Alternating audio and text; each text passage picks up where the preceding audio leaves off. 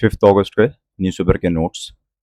पहला आर्टिकल है digital arrest scam के बारे में। सुप्रीम कोर्ट ने गवर्नमेंट को कहा है कि वो एसओपी बनाए, स्टैंडर्ड ऑपरेटिंग प्रोसीजर, कि जब भी कोई कंप्लेन फाइल करी जाएगी तो उसमें अलग अलग इंस्टीट्यूशंस कैसे कैसे काम करेंगे, बैंक कैसे एक्ट करेगा, सरकार कैसे एक्ट करेगी, पुलिस कैसे एक्ट करेगी, वो सारी बातें। ठीक है, तो इसमें कुछ टर्म्स यूज हुई हैं।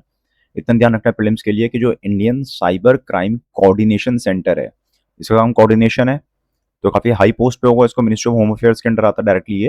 ये नोडल एजेंसी है। ठीक है, जितने भी साइबर क्राइम से रिलेटेड जितनी भी चीजें हैं उन सबको ये कोऑर्डिनेट करेगा, जैसे इसका नाम बता रहा है। दूसरा है national cyber crime reporting portal, मतलब जनता के लिए है। जनता के साथ स्कैम होता है तो जनता इस पे जाके रिपोर्ट कर सकती है कि मेरे साथ साइबर फ्रॉड हुआ है। जीरो एफआईआर क्या चीज होती है कि नॉर्मली क्या है, जिस इलाके में कोई अपराध हुआ होता है उसी थाने में एफआईआर रजिस्टर होती है नॉर्मली। लेकिन कौन से थाने में है, ये पर्टिकुलर एरिया कौन से थाने में आता है, उसमें काफ़ी लड़ाई रहती है। कई बार देरी होती है एफआईआर दर्ज करने में। तो इसलिए एक सहूलियत है जीरो एफआईआर की, कि आप एफआईआर किसी भी थाने में रजिस्टर करवा दो, उसके बाद उसको पुलिस अपने आप जो है रिस्पेक्टिव जुरिस्डिक्शन जो थाना होगा उसमें ट्रांसफर कर देगी। म्यूल अकाउंट क्या होते हैं? जैसे कई लोग क्या करते हैं, कोई क्रिमिनल है मान लो, वो कभी अपने अकाउंट में तो पैसा नहीं मंगाएगा ना, कि सर मैं अपना अकाउंट नंबर दे रहा हूँ, मेरे को पैसे ट्रांसफर कर दो। वो जनरली किसी अननोन पर्सन के अकाउंट में पैसे ट्रांसफर करवाते हैं, एंड उसके थ्रू किसी और अकाउंट में, उसके थ्रू किसी और अकाउंट में, और फिर अपने पास करवाते हैं। राइट? तो ये एक तरीका होता है म्यूल अकाउंट्स का। ये मनी लॉन्ड्रिंग के भी काम आता है। एक तो फ्रॉडस्टर्स इसको यूज करता है, मनी लॉन्ड्रिंग के लिए भी लोग यूज करते हैं। फॉर एग्जाम्पल कई लोग करते हैं, जो लोग बिजनेस करते हैं छोटा मोटा, वो अपने दोस्तों को बोलते हैं कि भाई मैं कुछ पैसे भेज रहा हूँ तेरे अकाउंट में, और तू फलाना बंदे को भेज दियो। एक बार हो गया, दो बार हो गया, वो उसका ऑन अ डेली बेसिस करने लग जाते हैं। तो दैट मीन्स आपका account as a mule account use हो रहा है। गधे की तरह आपका अकाउंट को यूज किया जा रहा है, पैसे को एक जगह से, खच्चर की तरह एक जगह से दूसरी जगह पैसे को ले जाने के लिए। ठीक है ना, वो अलग अलग अकाउंट्स में पैसे घुमाते हैं ताकि जो एक्चुअल फ्रॉडस्टर है वो ना पकड़ा जाए।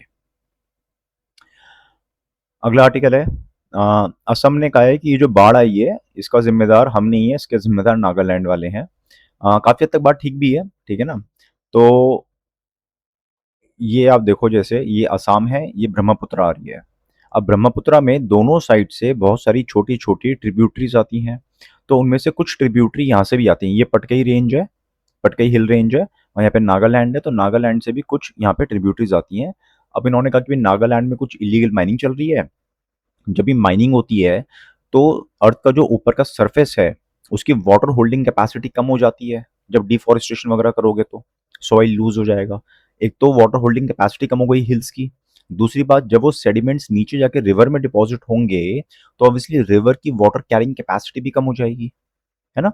तो इस वजह से कहा जाता है कि जो इलीगल माइनिंग वगैरह होती है या अनसाइंटिफिक माइनिंग होती है उसकी वजह से भी फ्लड्स जो हैं, जो नेचुरली आते हैं, वो और ज़्यादा एग्जीगरेट हो जाते हैं और ज़्यादा बढ़ जाते हैं फ्लड्स। उनका इम्पैक्ट बढ़ जाता है।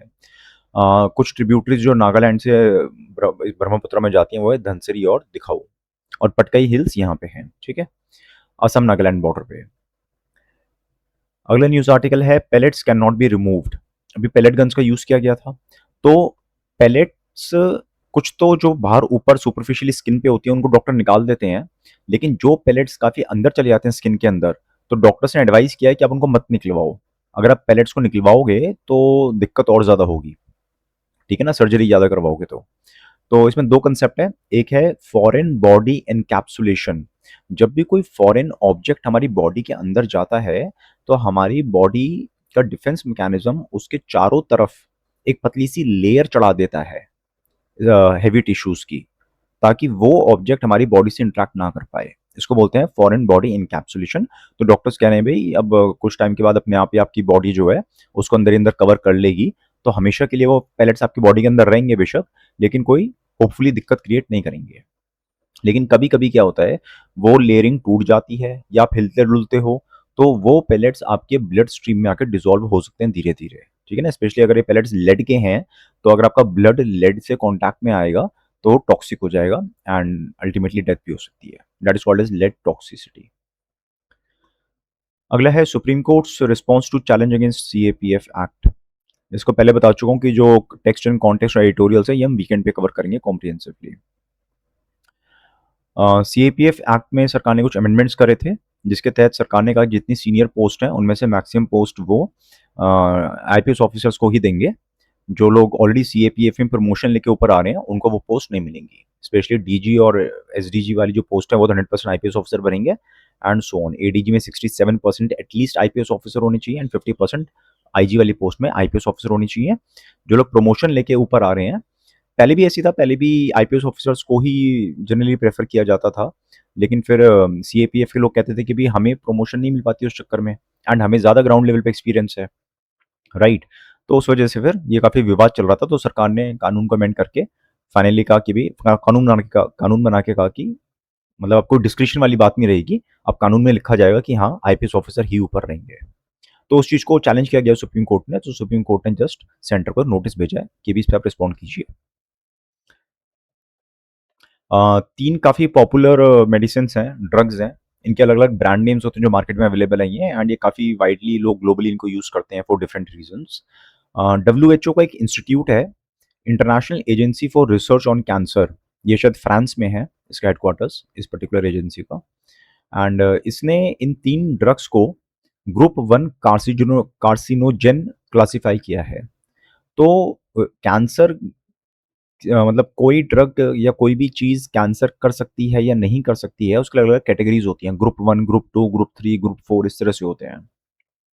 ग्रुप 1 इज़ हाईएस्ट लेवल, मतलब अगर ग्रुप 1 में किसी को डाला गया है, जैसे टोबैको है या एस्बेस्टोस है, तो मतलब ऑलमोस्ट पक्का ही है कि हाँ यार ये कैंसर करता है, शक वाली बात नहीं है।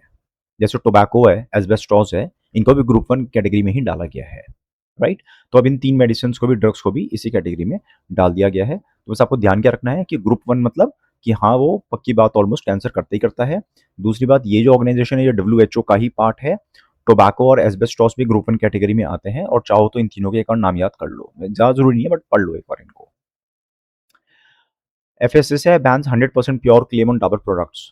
तो डाबर के कई प्रोडक्ट्स पे वो लिखते थे कि, अभी भी लिखते हैं कि 100% प्योर, 100% नेचुरल, एंड कुछ प्रोडक्ट्स पे तो इन्होंने जो जैविक भारत का लोगो होता है वो भी यूज़ कर लिया, बिना एफएसएसआई की परमिशन के, ठीक है ना? तो ये एफएसएसआई का लोगो है, इसमें प्रॉपर ऑर्गेनिक हो तभी आप इसको यूज़ कर सकते हो। तो ऐसा नहीं है कि आप 100% प्योर यूज़ नहीं कर सकते, मतलब ये जो शब्द है ना, इनकी यूसेज पे काफ़ी ज़्यादा रिस्ट्रिक्शंस हैं।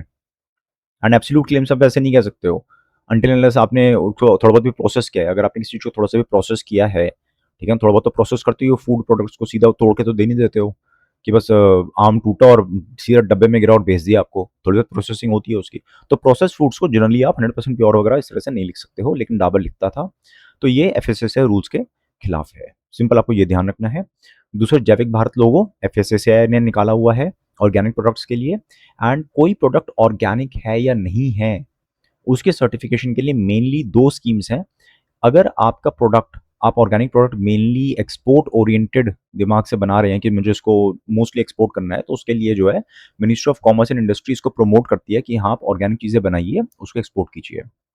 तो एक उनकी स्कीम है NPOP, national programme for organic production, ठीक है। एंड दूसरी है पार्टिसिपेटरी गारंटी स्कीम। इसमें जनरली जो है किसानों को कहा जाता है आप साथ में आइए, अपने लैंड को एक तरह से, मतलब लैंड होल्डिंग में फर्क नहीं पड़ेगा, जिसका जो लैंड है वही रहेगा, बट ये कि ग्रुप ऑफ पीपल जो है, ग्रुप ऑफ फार्मर्स आपस में मिलके ऑर्गेनिक फार्मिंग शुरू करते हैं, एंड फिर वो पीयर रिव्यू करते हैं कि कोई गपलेबाजी तो नहीं कर रहा, कोई केमिकल फर्टिलाइजर तो यूज नहीं कर रहा, एंड उसकी भी फिर अलग से सर्टिफिकेशन वगैरह मिल जाते हैं। तो बस थोड़ा नाम वाम ध्यान रख लो इस चीज़ का।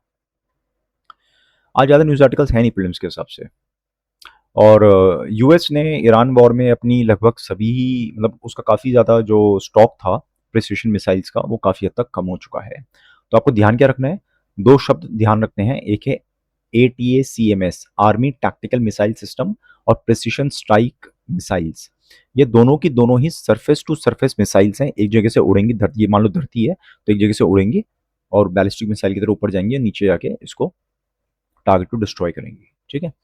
और जो प्रिसिशन स्ट्राइक मिसाइल है ये इसी का एडवांस्ड वर्जन है। तो ये मिसाइल्स हैं जो यूएसए यूज़ करता है। ईरान वॉर में उसने बहुत सारी मिसाइल्स यूज़ कर ली हैं, तो उसके स्टॉक पाइल्स खत्म हो रहे हैं काफ़ी स्पीड से, एंड ग्लोबली यूएसए ने बहुत सारी जगहों पे अपनी मिसाइल्स तैनात कर रखी हैं। तो वहाँ का जो सेंटकॉम है, सेंट्रल कमांड है यूएस की, उसको चिंता हो रही है कि हमें किस तरह से इन बचे कुछ मिसाइल्स को ढंग से डिस्ट्रीब्यूट करना पड़ेगा, ठीक है।